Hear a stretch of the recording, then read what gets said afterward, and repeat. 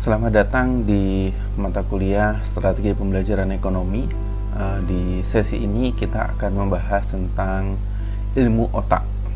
Masih bersama saya Ahmad Hafid Amabi. Ilmu otak nanti berarti kita akan fokus pada apa yang ada dalam tempurung kepala kita ini. Bagaimana dia bekerja, bagaimana dia mengambil keputusan, dan hingga bagaimana cara kita menumbuh kembangkannya gitu.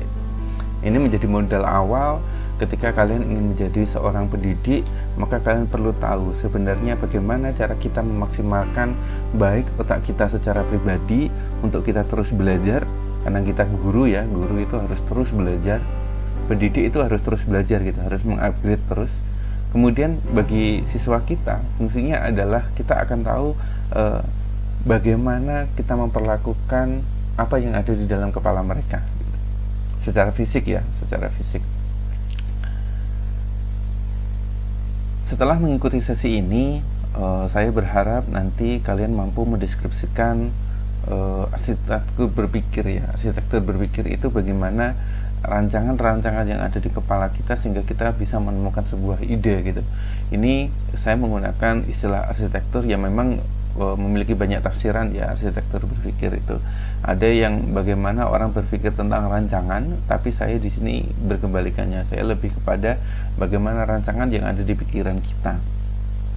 Berikutnya, mahasiswa mampu mendeskripsikan TPACK atau teknologika, pedagogika, content, and knowledge. Ini yang menjadi isu akhir-akhir ini, dan ini memang materi yang berbeda dengan mata kuliah yang sama, strategi pembelajaran pada semester sebelumnya gitu, karena memang kita perlu terus mengembangkan apa yang sedang dikaji, apa yang menjadi isu-isu. Nah, itu yang perlu kita bahas terus sehingga menjadi modalitas yang bagus ketika kalian ingin menjadi seorang pendidik. Saya awali ini dari kesuksesan, memaknai kesuksesan dan dari mana sumbernya kesuksesan. Bukan hanya sukses kalian sebagai seorang mahasiswa untuk menjadi orang profesional, baik itu menjadi pendidik, sebagai manajerial, peneliti, dan lain sebagainya, tapi kita juga memiliki tanggung jawab bahwa nanti anak didik kita itu keberhasilannya sedikit banyak itu dipengaruhi oleh kita. Apalagi kalau kalian sudah menjadi pendidik gitu ya, sedikit banyak karir dari kalian, atau kalian kalau sudah jadi guru, karir dari murid-murid kalian itu nanti sedikit banyak adalah ada dari sumbangsih kalian gitu. Makanya saya ingin mengenalkan tentang rahasia sukses melalui mindset gitu. Karena ini seperti apa yang disampaikan oleh Justin Bryan, bahwa kesuksesan seseorang itu sebenarnya kuncinya ada di mindset seseorang, bukan dari garis keturunan dan lain sebagainya. Orang sering melihat hasil yang sudah diperoleh oleh seseorang. Misalkan dia terlihat sukses, dia memiliki banyak uang, banyak aset, kemudian karirnya bagus gitu. Orang kadang hanya melihat bagian itunya saja, bagian resultnya saja, tapi nggak pernah mereka berpikir di bawah itu tentang bagaimana mindset orang tersebut, bagaimana dia merasakan dan berpikir tentang keadaan di sekitarnya gitu ya, bagaimana keyakinan mereka, bagaimana nilai-nilai yang ditanamkan pada kehidupan mereka, dan bagaimana pengalaman masa lalunya yang bisa jadi jauh lebih berat daripada yang kita alami saat ini. Cuma kadang kita melihatnya hanya kesuksesan seseorang, tapi kita tidak pernah melihat lebih dalam. Itulah kenapa kita harus berpikir growth gitu ya, harus berpikir tumbuh, bahwa ketika ada orang sukses, bukan untuk kita iri, bukan untuk kita suudzon, pasti dia mungkin pakai hal-hal yang tidak jujur misalkan seperti itu, tapi fokuslah pada bagaimana mereka berpikir orang-orang sukses ini, bagaimana pengalaman mereka dan apa keyakinan mereka. Biasanya orang-orang sukses itu memiliki keyakinan yang kuat bahwa dia akan menjadi orang yang sukses gitu, dengan segala daya upaya dia.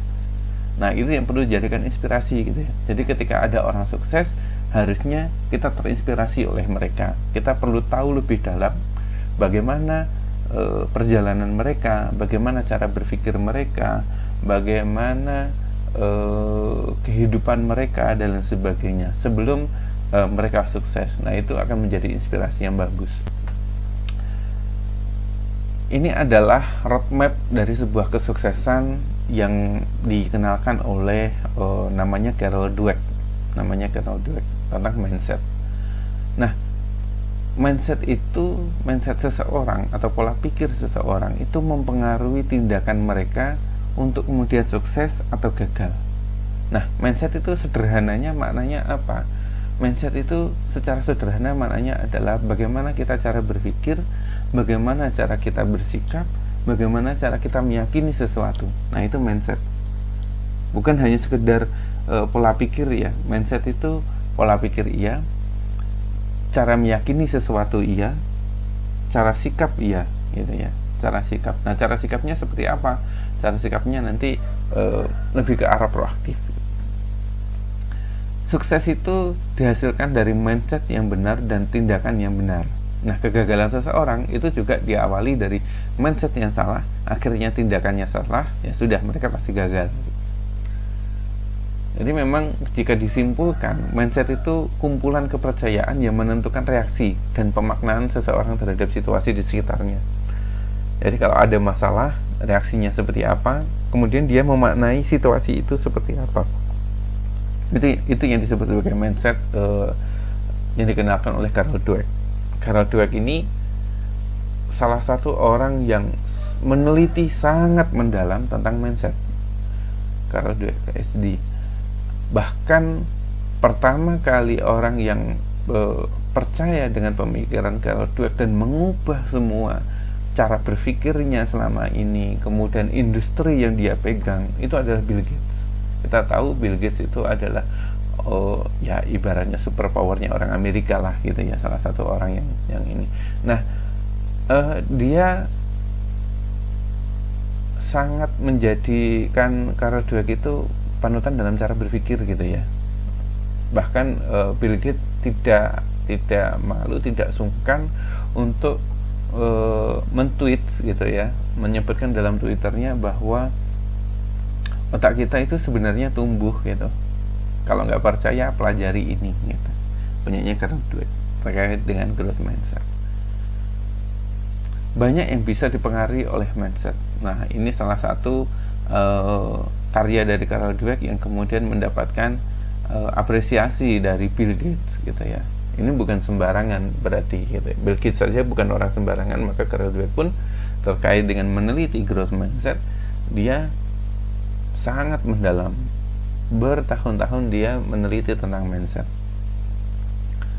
Nah, ini menunjukkan bahwa sebenarnya otak kita itu akan terus berkembang dengan membangun koneksi-koneksi baru dalam sinap, yang nanti akan saya bahas secara mendalam sesuai dengan tema kita hari ini, yaitu ilmu tentang otak. Orang memang orang memang ada dua tipe ya, fixed mindset dan growth mindset. Dimana kalau orang-orang fixed mindset ini, dia sudah kaku banget, dia sudah nggak bisa diubah lagi lah ibaratnya.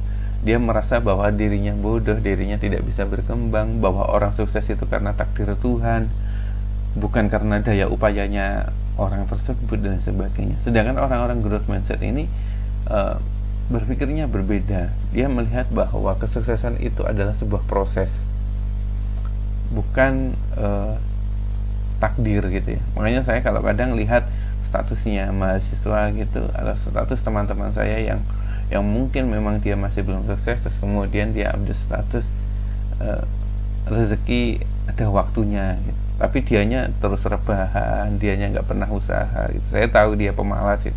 Yang gimana dia mau sukses kalau dianya sendiri masih menjadi pemalas gitu ya, masih menjadi pemalas. Nah, memang kesuksesan seseorang itu, achievement atau capaian seseorang itu sangat dipengaruhi oleh yang namanya effort gitu ya. Ada sebuah teori seperti ini. Jadi skills gitu ya.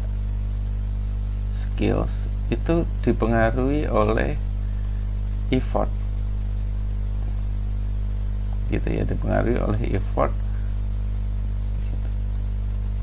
Dikali dengan ininya dia, bakatnya dia, talent dikali oleh talentnya dia. Jadi orang itu punya talent dari lahir, itu sudah punya talent. Memang iya, orang sejak lahir itu sudah punya talent. Nah, talentanya apa? Misalkan dia sudah punya talent memiliki kaki yang kuat gitu ya. Kemudian dengan usaha yang keras, dengan kaki yang kuat, dia bisa menjadi pemain bola, dia bisa menjadi atlet pesepeda, dia bisa menjadi atlet pelari dan sebagainya. Nah, perlu ditahu bahwa ketika skills ini dikalikan dengan effort,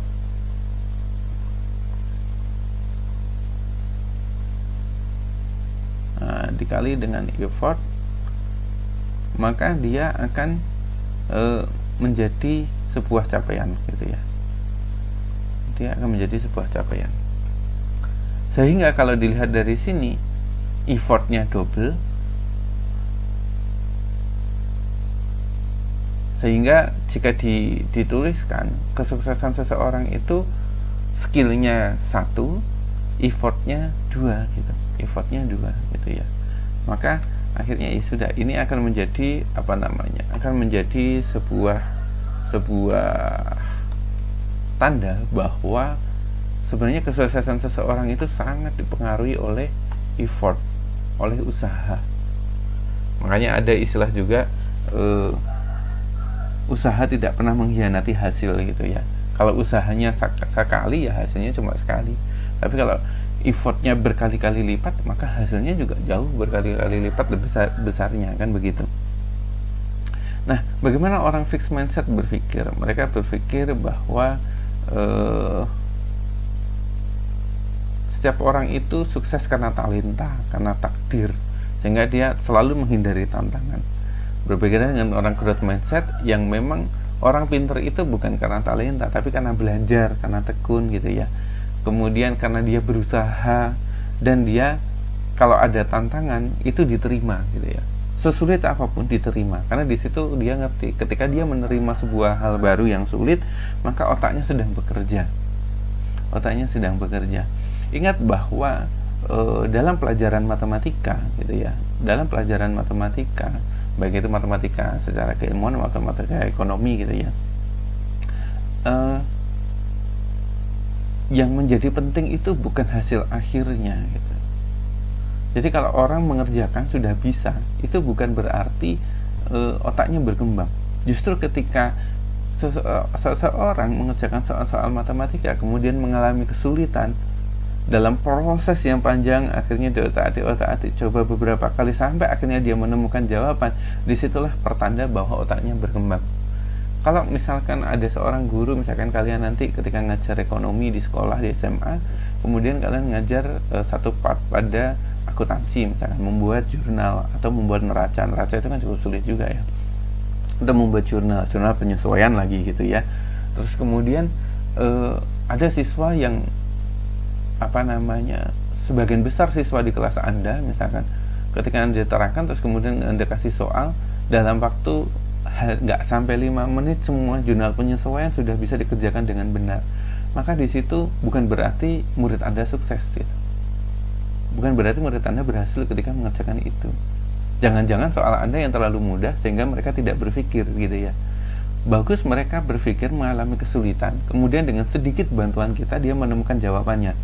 Justru disitulah makna kita sebagai seorang pengajar mampu mengembangkan cara berpikir mereka.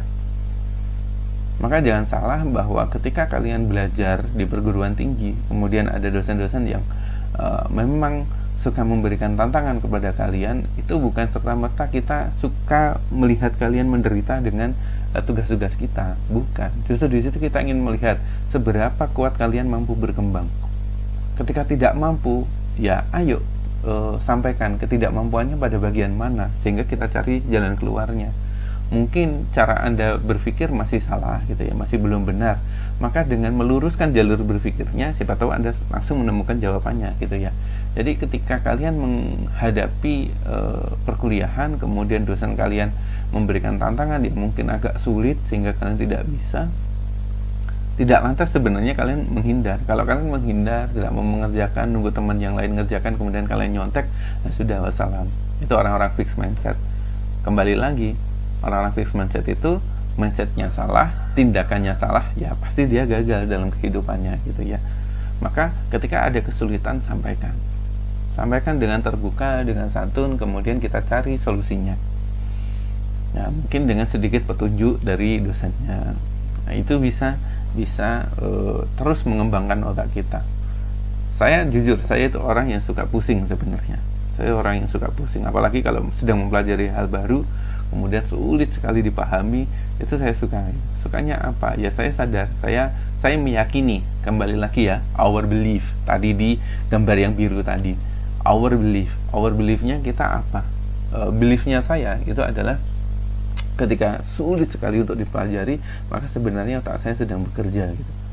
Kalau saya diam aja ya otak saya nggak bekerja, berarti sama kayak orang tidur kan gitu. Terkait dengan perubahan, banyak paradoks, apalagi di Indonesia banyak sekali paradoks.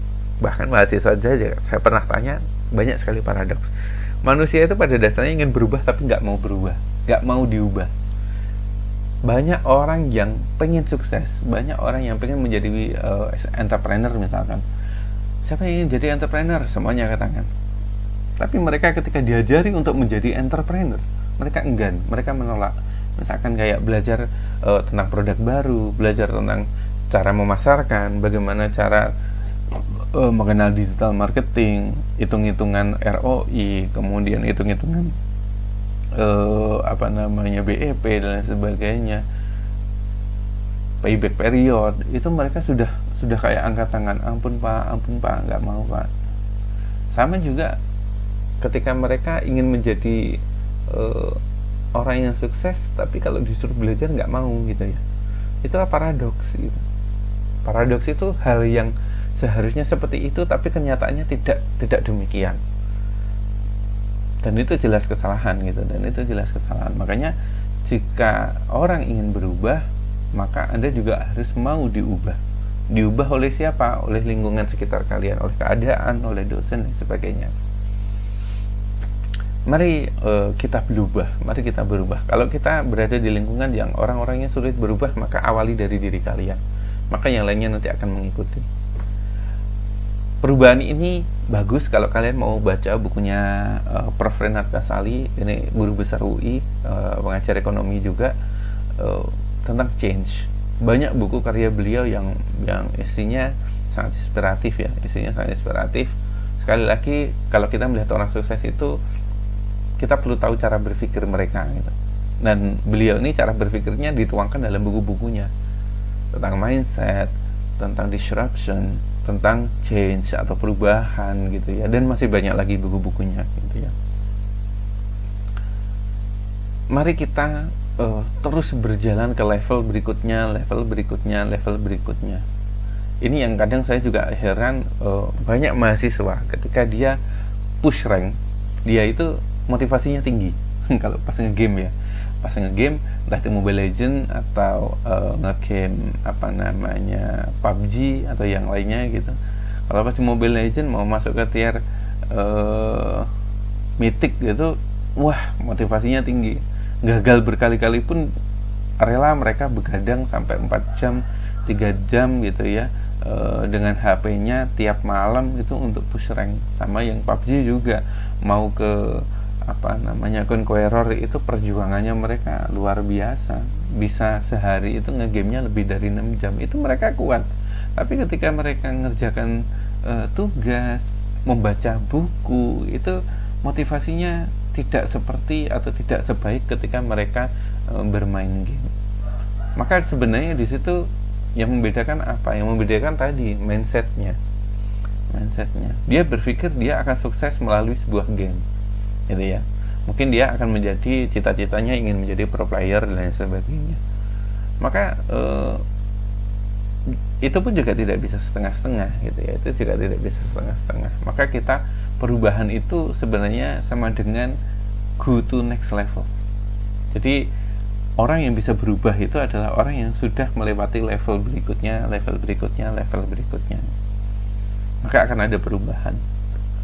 Begitu juga dengan teknologi juga gitu ya, wawasan kita terhadap teknologi. Ketika kita puas dengan wawasan kita saat ini, maka kita sebenarnya mengalami kemunduran.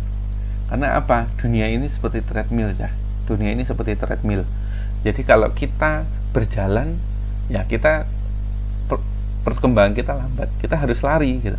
Nah, kalau kita sudah puas dengan apa yang kita miliki, kita diam, maka sebenarnya bukannya kita berada pada posisi untuk setahun, 2 tahun, 3 tahun. Sebenarnya kita malah mengalami kemunduran karena kehidupan ini adalah treadmill gitu ya. Quote kita hari ini adalah kehidupan itu adalah treadmill. Jadi kalau kita puas dengan diri kita yang sekarang, maka sebenarnya kita mengalami kemunduran.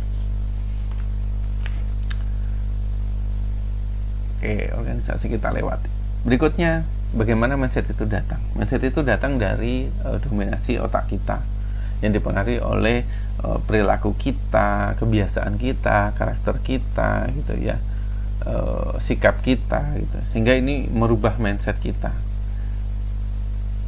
Oke. Dari kebiasaan-kebiasaan baru itu bisa menghasilkan mindset yang baru. Dari mindset yang baru tentu berdampak pada hasil yang baru. Karena apa? Mindset itu berpengaruh terhadap keyakinan kita. Kalau mindsetnya benar, tindakannya benar, maka kesuksesannya juga dapat dicapai. Itu ya. Nah, mulai kita masuk ke plastisitas otak. Plasticity dalam bahasa Inggris itu ya. Kita akan membahas dalam tentang apa yang ada di dalam otak kita. Otak kita itu seperti sebuah otot yang tumbuh ya. Semua organ tubuh kita itu sebenarnya otot. Otak manusia bisa bertumbuh dan berubah jika diberi dorongan yang tepat, motivasi yang tepat. Motivasinya bukan kata-kata semangat ya. Kadang kita yang saya sendiri agak kurang gimana gitu, merasa nggak nyaman ketika orang-orang di sekitar kita semangat Mas Alwi, semangat Pak Alwi. Kata-kata semangat mereka itu justru tidak membuat saya semangat sebenarnya gitu ya. Karena kata-kata itu dari saya pribadi kadang merasa kayak kalau dengan kata-kata itu saja nggak berubah gitu ya. Kadang kalau saya mengalami kesulitan, saya membutuhkan orang-orang di sekitar kita itu menyampaikan pengalamannya, bukan kata semangatnya ya, tapi menyampaikan pengalamannya. Misalkan kayak, ya Mas, aku dulu kayak gitu, tapi pas aku kayak gitu ternyata hasilnya kayak gini, kurang bagus juga sih gitu. Nah, setidaknya itu akan mengurangi alternatif yang saya miliki gitu ya. Karena kalau kita sudah menghadapi suatu masalah, kita akan memiliki banyak alternatif. Nah, dari alternatif itu perlu kita evaluasi, perlu kita comot mana yang paling benar gitu ya, paling benar. Nah, orang-orang sekitar kita itu yang kita butuhkan adalah inspirasi mereka gitu ya, pengalaman mereka, cara berpikir mereka. Nah, itu akan membantu kita untuk mengurangi alternatif tadi, bukan kata-kata semangatnya. Semangat Mas. Nah, kata-kata semangatnya tidak bisa mengeliminasi alternatif yang kita miliki. Nah, usaha dan kerja keras itu juga membuat perubahan yang luar biasa dalam jangka panjang otak kita. Jadi semakin kita sering berusaha keras gitu ya, maka itu secara jangka panjang itu akan mempengaruhi kita dalam hal kemampuan berpikir kita. Ini pengalaman saya iya, berdasarkan teori juga iya. Kalau saya ini ngambil dari teori terus kemudian oh ya ini cocok dengan pengalaman saya gitu. Jadi saya dulu SMA males banget. Saya SMA itu sukanya nyontek dan sebagainya. Tapi ketika saya kuliah, karena saya kuliahnya mandiri, dalam arti orang tua hanya membiayai SPP, tapi biaya hidup dan sebagainya saya cari sendiri, maka di situ muncul usaha dan kerja keras di situ ya. Muncul kerja keras. Saya berpikir bahwa kuliah itu is too expensive ya. Menurut saya kuliah saya itu sangat mahal. Dalam artian sangat mahal itu saya merasa bahwa kalau semisalkan saya males-malesan di kampus itu ya, di kuliah dengan biaya semahal itu, saya akan rugi banyak. Saya mikirnya gitu. Karena pada saat itu SPP yang lainnya 600, karena dulu ada program non-rek ya, saya masuknya diterimanya dalam program non-rek itu SPP-nya 2 kali lipat gitu ya. Jadi kadang jengkel kalau ada teman yang dia mungkin karena SPP-nya cuma separuhnya saya, jadi belajarnya asal-asalan gitu ya. Akhirnya saya ngerti, oh iya, karena dia merasa tidak mengalami kerugian besar. Sedangkan saya, kalau saya nggak serius ketika kuliah, maka saya mengalami kerugian yang cukup besar gitu ya. Akhirnya saya di situ mulai ngerti makna dari kerja keras. Kemudian otak tidak berkembang tanpa adanya latihan dan tantangan gitu ya. Sekali lagi, kalau kalian menolak tantangan apa yang diberikan oleh lingkungan kalian, maka otak kalian tidak akan berkembang. Misalkan dengan tanggung jawab baru dalam organisasi, tantangan baru dalam perkuliahan dan lain sebagainya, tantangan baru dalam kehidupan. Nah, itu kalau tidak disikapi, maka otak kita tidak bisa berkembang. Plastisitas otak itu menghasilkan penemuan yang berlawanan dengan kebenaran lama. Kebenaran lama apa? Kebenaran lama itu kan banyak orang menilai bahwa kesuksesan seseorang itu salah satunya dipengaruhi oleh balungannya, balungan atau dari tulangnya. Tulang apa? Tulang orang tuanya. Ini secara tanda kutip ya, secara tanda kutip. Jadi banyak orang yang bilang, oh, kalau orang tuanya sukses, anaknya pasti sukses. Kalau orang tuanya pinter, misalkan orang tuanya dosen, anaknya pasti minimal kayak dosen gitu ya. Itu paradigma lama gitu. Itu kebenaran-kebenaran lama. Tapi dengan adanya penemuan, adanya penelitian tentang plastisitas otak atau plasticity brain, neuroplasticity, itu merubah semuanya. Bahwa ternyata kesuksesan seseorang itu bukan dari bukan dari warisan orang tuanya gitu ya, tapi dari kerja kerasnya dia, dari kerja kerasnya dia. Maka hari ini kita perlu merubah. Kalian juga perlu merubah. Ketika kalian dipuji pinter, abaikan gitu ya, abaikan. Karena nanti kalian, misalkan ada orang yang memuji, wah mbak kamu pinter banget, itu dalam sekian detik kalian akan merasa tinggi gitu. Kalian akan merasa tinggi dan kemudian kalian nggak mau belajar lagi karena merasa udah pinter, nggak mau belajar lagi karena merasa sudah pinter. Maka kita perlu mendoktrin diri kita bahwa saya ini bukan orang pinter, tapi saya ini orang pekerja keras. Saya ini orangnya ngotot gitu. Saya orangnya ngotot, saya orangnya kerja keras, nggak cepat puas dengan apa yang saya peroleh hari ini. Daripada kita dipuji pintar. Kalau kita dipuji pintar biasanya dalam sekian detik gitu ya. Saya saja mengalami juga. Ketika Pak Alwi dipuji seseorang, wah Mas Alwi pintar gitu ya. Mas Alwi pintar dari keluarga yang sederhana tapi kemudian bisa jadi dosen, itu kan anak yang pintar gitu. Dalam sekian detik saya langsung merasa tinggi dan ya aku pintar, nggak perlu belajar lagi gitu ya. Tapi ternyata salah, di situ salah. Kemudian saya kembali lagi ke saya itu bukan orang pintar. Saya dulu SMA aja nggak pintar. Saya SMA itu paling ranking separuh gitu ya. Tapi bisa mencapai di titik ini selain doa, selain ini ya salah satunya yang paling penting adalah kerja keras gitu ya, kerja keras. Nah, ini adalah bagian-bagian otak. Ada cerebrum. Cerebrum itu fungsinya sebagai alat untuk berpikir gitu ya. Fungsinya di situ. Kemudian ada cerebellum. Cerebellum itu kontrol terhadap apa? Emosi kita, kesenangan kita, semua yang berkaitan dengan kendali apa yang ada dalam pikiran, dalam tubuh kita itu ada di cerebellum. Kalau berpikirnya ada di cerebrum, makanya ada vitamin-vitamin yang berkaitan dengan cerebrum. Ada yang namanya cerebrofit lah dan sebagainya. Itu fungsinya adalah merangsang otak untuk berpikir. Kemudian ada prefrontal cortex, ini terkait dengan pengambilan keputusan. Makanya kalau pusing itu sebenarnya dipegang kepala depan, bukan belakang. Kalau belakang itu kontrol sebenarnya ya. Dia akan mengontrol kita, misalkan aduh jangan jangan panik dan sebagainya, itu ya belakang. Tapi kalau mengambil keputusan mana yang benar, mana yang salah, itu adalah otak yang bagian depan kita. Makanya kalau kita mukul depan pek gini, itu berpengaruh pada apa? Prefrontal cortex gitu ya. Jangan suka mukul kepala gitu. Karena bagian-bagian kepala ini semuanya penting. Bagian depan itu untuk merangsang kita mengambil keputusan, bagian belakang itu kontrol kita gitu ya. Bagian atas ini untuk berpikir kita gitu ya. Kemudian ada juga yang bagiannya namanya amigdala. Amigdala ini terkait dengan perasaan kita. Jadi kadang kita kalau ada tantangan baru senang atau tidak, itu semuanya ada di amigdala. Nah, dari semua apa yang kita pikirkan itu dikirim melalui brainstem atau pengirim pesan. Nah, ini kalau kita dalami lagi, kita putar otak ini, maka di bagian pinggir dari amigdala itu ada namanya hippocampus. Hippocampus itu memori jangka panjang. Jadi semua yang kita pelajari diingat. Misalkan dari SD kita ingat dari SD dulu apa yang kita pelajari bisa diingat sekarang. Dari SMP yang kita pelajari dulu bisa diingat sekarang. Nah, itu masuknya di hippocampus.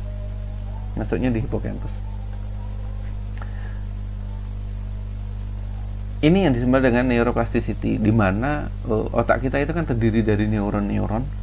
Neuron-neuron itu punya cabang. Cabang-cabang itulah yang membuat kita bisa berpikir. Dari korteks inilah kita bisa berpikir, mempelajari sesuatu. Ada dendrit, ada soma itu bagian bulatan atasnya yang inti neuronnya ada di situ. Terus kemudian ada jalurnya pipa, inilah yang menghubungkan apa yang kita pelajari dengan sinap-sinap, dengan akson. Nah, sinap-sinap inilah ketika kita mempelajari hal baru, sinap ini bertemu dengan sinap yang lainnya, gitu ya. Dari sinap-sinap inilah kita akhirnya ngerti hal-hal baru yang sedang kita pelajari. Mereka saling berhubungan. Nah, apa yang kita pelajari disambut dengan sinap-sinap yang lain, sama seperti ini. Informasi itu keluar masuk di otak kita. Ini penelitian ini terus berkembang, dan semakin berkembang itu ternyata akhirnya mempengaruhi kesuksesan seseorang karena memang dari cara berpikirnya. Nah, nanti untuk video penuhnya ada di lampiran materi sesi ini ya. Saya tidak melanjutkan lebih lama. Dari neuroplasticity ini kita tahu bahwa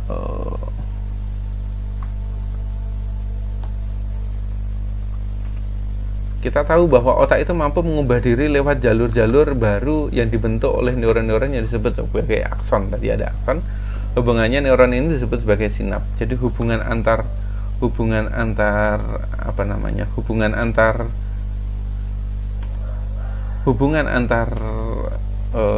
neuron itu dihubungkan oleh sinap. Sama kayak ini. Ini misalkan jalur yang bergerak lampu itu adalah informasi. Jadi informasi itu masuk antar satu neuron dengan neuron yang lain, kemudian dihubungkan melalui apa? Dihubungkan melalui sinap-sinap.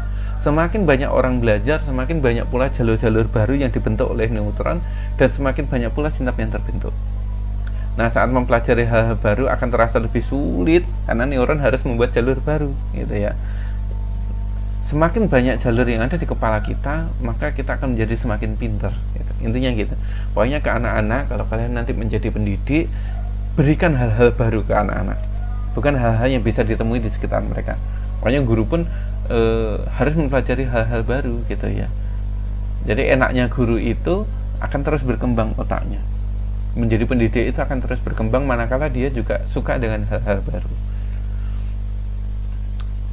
Itu ya. Lalu apa hubungannya dengan TPEC? TPEC itu apa? Technological, Pedagogical, Content Knowledge. Di mana TPEC itu pengetahuan yang diperlukan untuk mengintegrasikan teknologi dalam pembelajaran. Nah, kita ini kalau dibuat analisisnya itu bentuknya seperti ini. Ada content knowledge, ada technology knowledge, dan ada pedagogical knowledge. Pedagogical knowledge itu berkaitan dengan ilmu pengajaran. Bagaimana kalian mempelajari atau memiliki wawasan tentang metodologi pembelajaran, tentang psikologi pendidikan, pengantar pendidikan, dan lain sebagainya. Semuanya yang berkaitan dengan pembelajaran, media pembelajaran. Kemudian dihubungkan dengan content knowledge. Content knowledge-nya apa ya? Kita kalau di jurusan ekonomi, maka keilmuannya adalah ilmu ekonomi diintegrasikan dengan literasi teknologi. Nah, sebagai generasi yang hidup di abad 21, kita nggak boleh gaptek. Kalau kita gaptek berarti bukti Anda nggak pernah belajar teknologi. Kalau masih merasa, Pak, saya gaptek, maaf gitu ya, wah, berarti Anda ini memang orangnya males banget. Karena apa? Sumbernya banyak, di YouTube banyak, teman-teman sekitar banyak, gitu ya. Kalau ada orang yang ngerti teknologi baru, maka kejar, gitu ya. Maka kejar, dapatkan ilmu itu. Nah, kalau kita bisa menghubungkan semuanya ini, maka kita bisa melahirkan sebuah konten pembelajaran ilmu ekonomi dengan pendekatan pengajaran yang benar sesuai dengan gaya belajarnya anak-anak, plus menggunakan teknologi yang tepat, gitu ya. Plus menggunakan teknologi yang tepat. Ini yang penting dalam pembelajaran saat ini yang penting. Makanya saat ini dengan keterbatasan adanya virus corona, kita nggak bisa bertemu, kalian nggak bisa ke Jogja, kita nggak bisa ketemu di kelas, maka kita harus berpikir bagaimana kita mengintegrasikan semuanya. Saya memiliki ilmu tentang pengajaran, saya juga paham tentang ekonomi gitu ya. Bagaimana saya menghubungkan ini semua, mengintegrasikan semua dengan teknologi sehingga kalian bisa menerima apa yang semestinya kalian terima ketika kita tatap muka gitu ya. Nah, pesan saya, teruslah mempelajari hal-hal baru karena itu akan meningkatkan traffic lalu lintas jalur pada selubung-selubung neuron kita gitu ya. Semakin banyak kita berpikir, sinap-sinap akan semakin banyak yang terbentuk gitu, dan itu akan membuat kita menjadi lebih pintar dari sebelumnya gitu ya. Bukan menjadi yang terpintar, tapi lebih pintar dari sebelumnya. Kemudian kesulitan itu memacu otak kita untuk tumbuh gitu ya. Ketika kalian mengalami kesulitan ya, sebenarnya terbukti bahwa kita sedang bertumbuh. Kalau kita nggak mengalami kesulitan, setiap mengerjakan mudah ya kita sebenarnya nggak berkembang gitu ya. Maka kalau misalkan ada hal yang mudah, maka buat itu menjadi lebih sempurna lagi, sehingga itu akan memacu otak kita. Kalau misalkan kalian mengerjakan sesuatu project yang sebenarnya kalian ngerti, wah ini bisa saya ngerjakan mudah ini, maka buat itu menjadi tidak begitu mudah gitu ya. Maka lengkapi dengan hal yang lebih kompleks, lebih detail gitu, sehingga otak kalian untuk terus berkembang. Nah, fokuslah pada proses pembelajaran, bukan pada demo penguasaan konsep. Demo penguasaan konsep itu apa? Performa. Maksudnya apa? Saya lebih suka kalian melihat satu di antara kalian atau mahasiswa itu ya, tahu prosesnya. Dari awalnya saya ngerti kalau dia itu nggak ngerti apa-apa gitu. Tapi setelah ke perkuliahan kita, dia menunjukkan sebuah effort, sebuah usaha untuk berproses dengan baik. Bukan yang tiba-tiba nilainya A. Apalagi yang saya tidak pernah lihat dia, saya tidak pernah lihat dia diskusi dengan saya gitu ya.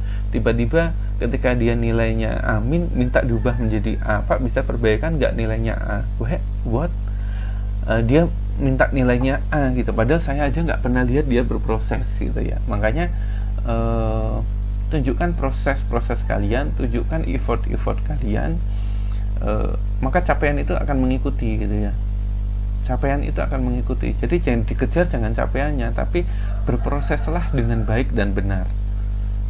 Jika kalian bisa, usahakan yang terbaik lagi gitu ya. Saya kadang melihat mahasiswa yang melakukan presentasi gitu ya. Saya kadang melihat, wah sebenarnya anak-anak ini bisa lebih dari ini. Wong saya tahu dia itu memiliki kemampuan untuk itu, tapi dia melakukannya hanya sekedar itu saja. Maka sebenarnya sayang sekali gitu ya. Saya rasanya kayak eman gitu ya. Jadi apa ya, fokusnya memang harus pada proses, bukan pada nilai gitu ya, bukan pada nilai. Karena akan sangat memalukan jika kita memiliki nilai A tapi kita tidak menguasai konten atau wawasan itu. Itu yang Pak Alwi rasakan dulu sejak kuliah S1 juga gitu. Kalau saya misalkan ekonometrika gitu ya, saya dapat A, padahal saya nggak begitu ngerti ekonometrika, karena dulu saya kalau ujian nyontek teman saya gitu, tugas-tugas saya nyontek teman saya gitu ya, presentasi juga saya nebeng teman saya gitu. Terus kemudian karena teman saya pinter, teman kelompok saya pintar, terus akhirnya saya juga dapat ikut A gitu. Apalagi pas ujian semester saya nyontek misalkan gitu ya, terus saya dapat nilai A. Itu memang wah rasanya kayak malu banget gitu ya. Kita dapat nilai A tapi kalau pas ditanya gitu kita nggak ngerti apa-apa. Itu sebenarnya sangat memalukan sekali gitu ya. Karena bukan representasi dari kita. Mending saya dapat nilai A- atau B+, tapi saya sangat menguasai gitu. Itulah kenapa yang terjadi di Indonesia juga demikian. Anak-anak itu kalau kita belajar bahasa Inggris itu sejak kapan sih? Kita belajar bahasa Inggris itu sejak kita SMP. Kita sudah belajar bahasa Inggris. Kita suka dengan nilai 80-90 ketika kita ujian bahasa Inggris. Bahkan SMA, kuliah, kita kuliah itu dulu saya juga gitu, kuliah itu sangat senang nilai bahasa Inggris saya dapat nilai A. Tapi ketika saya dihadapkan dengan dunia internasional, ketemu sama orang bule atau presentasi di seminar internasional, gelabakan, nggak bisa. Itu rasanya malu banget gitu ya, malu banget. Nah itu kesalahan di kita memang. Apa yang kita kejar bukan prosesnya, yang kita kejar adalah performanya. Kita pengen kelihatan pintar, dapat nilai A, tapi ketika kita diuji kita nggak bisa apa-apa. Itu yang menjadi refleksi saya pribadi dan Kalian juga perlu merenungkan itu. Pesan saya berikutnya adalah jadilah calon pengajar yang powerful. Powerful artinya apa? Kalian memiliki sesuatu yang tidak orang lain temukan. Makanya perlu mempelajari hal-hal baru. Agar apa? Ketemu orang itu kita bisa menyampaikan hal-hal yang baru. Itu jauh lebih bermanfaat gitu ya. Berikan manfaat sebanyak-banyaknya kepada orang lain dari apa yang sudah kalian pelajari selama ini, gagasan-gagasan yang kalian pikirkan, kalian renungkan. Kalau malam misalkan sebelum tidur mikir tentang gimana ya strategi pembelajaran itu biar oke, biar modern, biar ini, biar mudah menyelesaikan masalah saat ini gitu dan sebagainya. Dengan karya-karya Anda gitu ya. Pak, saya punya pemikiran seperti ini, sampaikan gitu. Karena apa? Insya Allah itu akan jadi amalan, apalagi kalau diterapkan gitu ya. Kita punya karya, kita sampaikan ke orang lain, kita ajarkan ke orang lain, dan orang lain itu mengajarkan ke orang berikutnya, itu akan menjadi ladang amal kita. Bagi kalian yang muslim pasti juga ngerti ya bahwa apa yang tidak putus ketika kita sudah mati, salah satunya adalah amal jariah. Amal jariah itu salah satunya ya dari ilmu yang bermanfaat gitu ya, dari ilmu yang bermanfaat. Indikatornya bermanfaat itu ilmu itu terus digunakan sama orang lain. Nah, itu yang dapat saya sampaikan untuk sesi kali ini. Silahkan nanti dibuat insight-nya dalam bentuk mind map dari awal hingga akhir, dan mari kita berdiskusi pada forum. Terima kasih. Assalamualaikum warahmatullahi wabarakatuh.